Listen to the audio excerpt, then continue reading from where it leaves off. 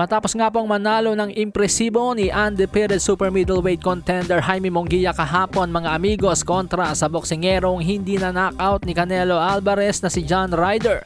Sinabi ni Munguia sa panayam sa kanya, nakarangala makasayaw si Canelo Alvarez sa ibabaw ng boxing ring at lumakas nga po ang public demand sa sagupaang Saul Canelo Alvarez versus Jaime Munguia.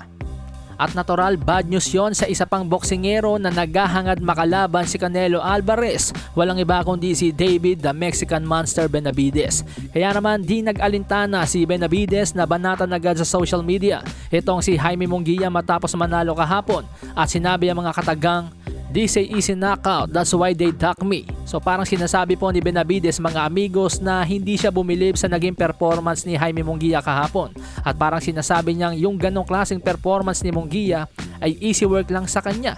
Kaya nga daw siya iniwasan nito at tinanggihan. So sa mga amigos nating hindi nakasubaybay sa rivalry ni Jaime Munguia at David Benavidez, si Jaime Munguia po dapat ang makakalaban sana noon ni David Benavidez noong Nobyembre, hindi po si Demetrius Andrade.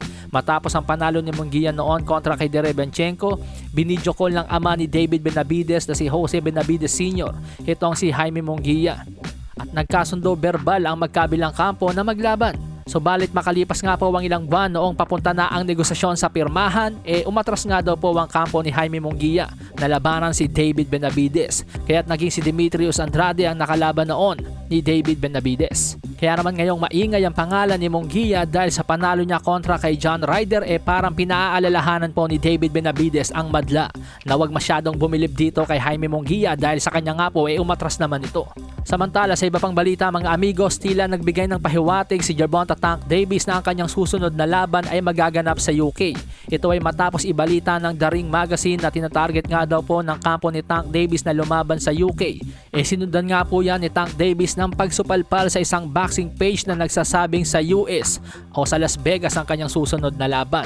Wika ng isang boxing page, Gervonta's next fight will be in the USA and more than likely in Las Vegas. Belta naman ni Tank Davis, you think you have the answer but you don't. You need to stay in your place and be a boxing page. That's what's wrong with you now. Everybody wanna do someone else's job when they're not even good at their own. So parang pinatotohanan po ni Tank Davis ang ibinalita ng The Ring. Kung atin pong matatandaan, ang The Ring din ang unang nakapaglabas ng balita noon na sa July magaganap ang Crawford versus Spence, kaya't hindi na po bago sa The Ring na mauna sa mga credible source. Matatanda ang 2017, unang beses lumaban si Tank Davis sa UK kung saan tinalo nito via third round TKO si Liam Walsh.